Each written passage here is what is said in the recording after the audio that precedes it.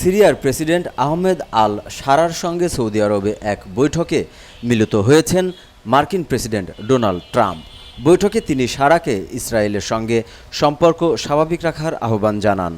এই বৈঠকের পরপরই যুক্তরাষ্ট্র সিরিয়ার ইসলামপন্থী নেতৃত্বাধীন সরকারের উপর থেকে সব ধরনের নিষেধাজ্ঞা প্রত্যাহারের ঘোষণা দেয়, যা দেশটির নীতিতে বড় ধরনের পরিবর্তন বলেই মনে করা হচ্ছে। বার্তা সংস্থা রয়টার্স এ খবর জানিয়েছে। সৌদি রাষ্ট্রীয় টেলিভিশনে প্রকাশিত ছবিতে দেখা গেছে ট্রাম্প ও শারা সৌদি যুবরাজ মোহাম্মদ বিন সালমানের উপস্থিতিতে করমর্দন করছেন। এই গুরুত্বপূর্ণ বৈঠকে ভার্চুয়ালি যোগ দেন তুরস্কের president Recep Tayyip Erdogan. Trump বলেন, সৌদি আরবও একসময় আব্রাহাম চুক্তিতে যোগ দেবে, তবে তা তাদের নিজস্ব সময় ও শর্তে। তবে গাজা যুদ্ধ শুরুর পর সৌদি আরব এ বিষয়ে আলোচনা স্থগিত করে এবং জানিয়ে দেয়, স্বাধীন ফিলিস্তিন রাষ্ট্র প্রতিষ্ঠা ছাড়া ইসরায়েলের সঙ্গে সম্পর্ক স্বাভাবিক করা সম্ভব নয়।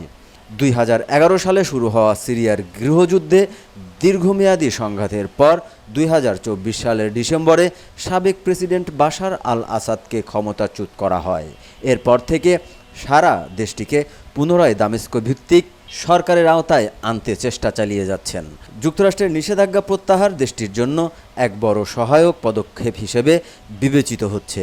এটি মানবিক সংস্থা, বিনিয়োগকারী ও বাণিজ্যিক অংশীদারদের জন্য সুযোগ সৃষ্টি করবে। তবে ইসরায়েল স্পষ্ট করেছে, দক্ষিণ সিরিয়ায় ইসলামপন্থীদের উপস্থিতি তারা মেনে নেবে না।